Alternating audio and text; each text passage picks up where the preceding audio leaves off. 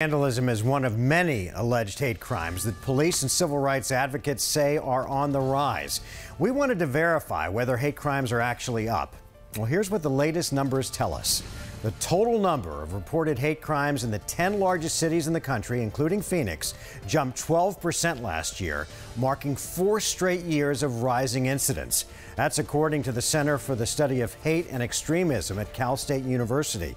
And the Arizona chapter of the Anti-Defamation League reports that hate crimes targeting Jewish people are especially high, up 57% last year in Arizona. So 12 News can verify that hate crimes are up both in Arizona and nationally.